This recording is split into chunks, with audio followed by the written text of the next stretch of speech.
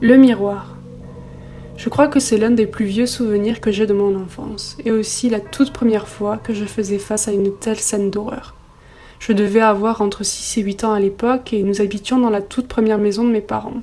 Ma chambre se situait en rez-de-chaussée, tandis que celle de mes parents et de ma sœur était à l'étage. J'avais un bel espace rien qu'à moi, avec un bel ensemble de meubles blancs.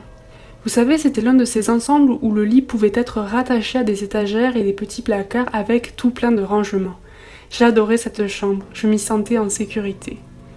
Puis un soir, alors que je m'étais préparée à m'endormir, j'aperçus comme une faible lumière provenant de derrière l'une des portes de mon placard.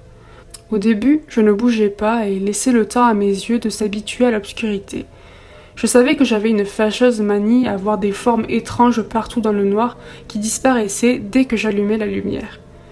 Je savais également que la plupart du temps ce n'était que mes yeux et mon esprit qui me jouaient des tours. Mais cette fois-ci, c'était différent.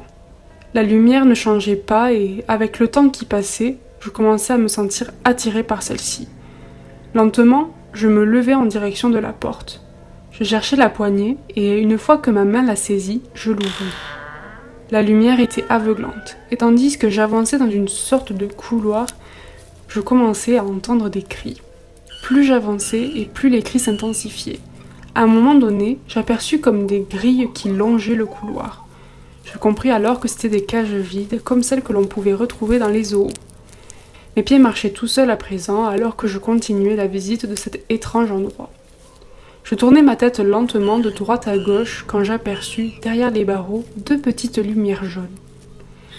Les cris devinrent de plus en plus forts et tout d'un coup, les 2 lumières se rapprochèrent rapidement de moi. C'est là que je vis que ce n'étaient pas des lumières, mais les pupilles jaunes d'un singe complètement enragé. Effrayée, je décidai de continuer d'avancer dans le couloir rempli de singes complètement fous.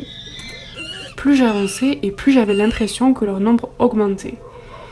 Mes jambes étaient lourdes, je marchais lentement et n'arrivais pas à accélérer malgré la panique qui commençait à me consumer. Puis, je vis une seconde lumière qui semblait mener tout droit au bout du couloir. Ça allait enfin être la fin de ce cauchemar. Je continuais à avancer, déterminée à sortir d'ici. Seulement, en arrivant au bout, je constatai que ce n'était en réalité que le début d'un très mauvais rêve. Des hommes étranges et inquiétants étaient regroupés autour d'une sorte de feu de joie. Leurs yeux étaient rouges et ils semblaient affamés. Leur regard dirigé vers moi me paralysait. Puis soudain, les cris de singes disparurent. Je me retournai un instant en direction des cages et constatai qu'elles étaient à présent toutes vides. J'avais un terrible pressentiment. En regardant de nouveau vers le grand feu, je vis les hommes jeter les corps des singes dans celui-ci. Certains même commencèrent à les dévorer. Puis l'un d'entre eux se rapprocha de moi.